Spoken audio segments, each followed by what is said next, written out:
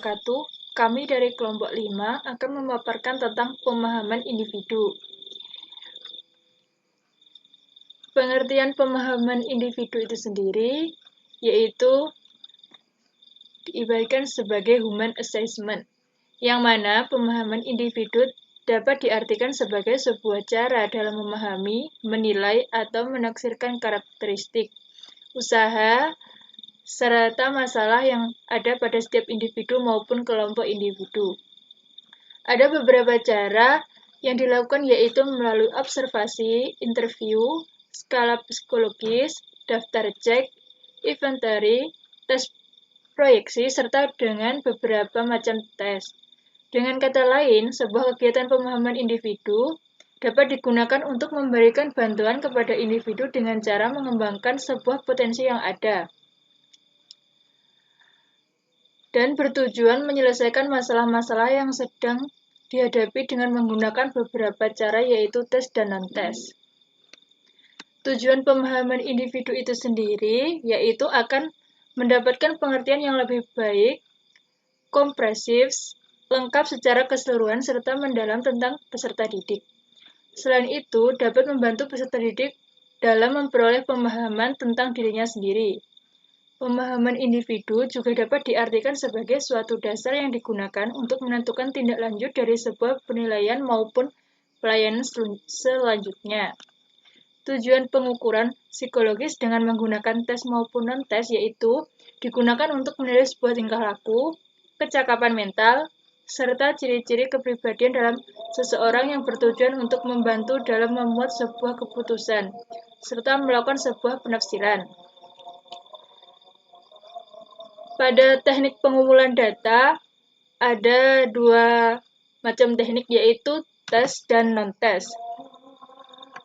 Di sini sudah dijelaskan di makalah yang tes itu mengumpulkan data berupa tes inteligensi, tes bakat khusus, tes bakat sekolah, tes kepribadian, dan tes minat dan tes belajar. Sedangkan teknik non-tes dalam pemahaman suatu individu antara lain observasi, wawancara, angket, sosiometri, biografi, dan autobiografi, catatan anekdot, skala bertingkat, daftar cek, kartu pribadi, pemeriksaan kesehatan, dan kunjungan rumah. Selanjutnya akan diteruskan oleh Rismani. Bismillahirrahmanirrahim. Langsung saja di sini saya akan melanjutkan materi tentang identifikasi pemahaman individu.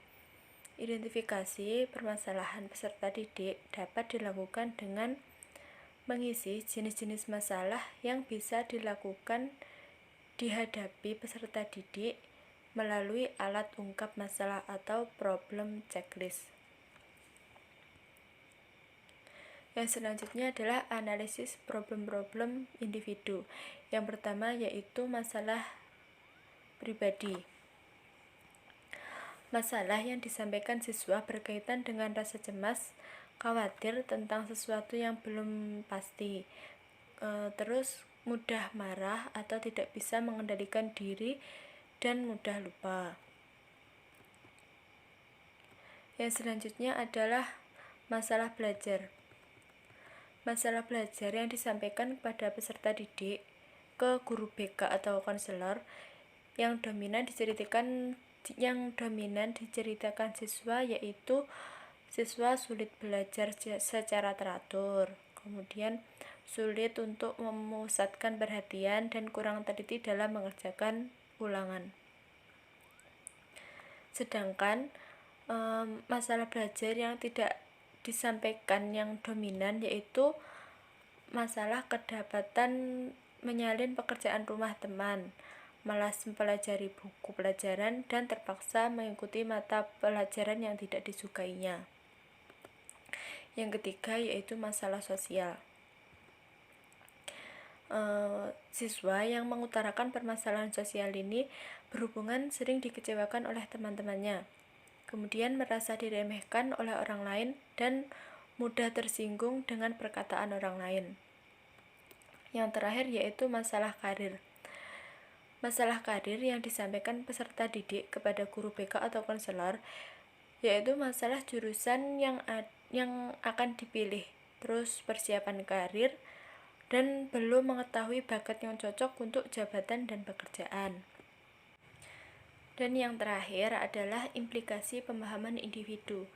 Di dalam pemahaman individu ini terdapat 4 implikasi, yaitu yang pertama, implikasi pemahaman guru tentang karakteristik peserta didik terhadap pembelajaran. Nah, karakteristik peserta didik dipengaruhi oleh faktor bawaan pada lingkungan sehari-hari, sehingga jelas bahwa masing-masing individu memiliki karakteristik yang berbeda-beda.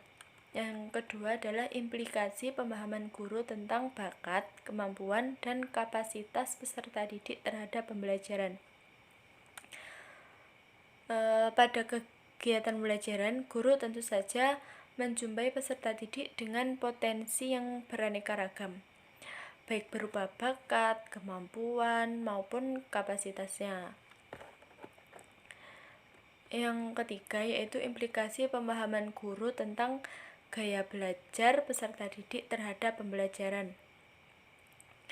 Gaya belajar ini berhubungan dengan cara anak belajar dan serta cara belajar yang disukai oleh peserta didik. Oleh karena itu, jika guru mengajar tidak memperhatikan kebutuhan khusus peserta didik, maka belajar tidak akan terjadi atau tidak akan efektif sama sekali. Yang terakhir adalah implikasi pemahaman guru tentang kecerdasan peserta didik terhadap pembelajaran. Seperti yang telah kita ketahui, peserta didik memiliki kecerdasan yang berbeda-beda. Oleh karena itu, guru harus memiliki pemahaman terhadap perbedaan kecerdasan dalam peserta didik tersebut. Sekian dari kelompok 5. Kurang lebihnya kami mohon maaf. Akhiran, wassalamualaikum warahmatullahi wabarakatuh.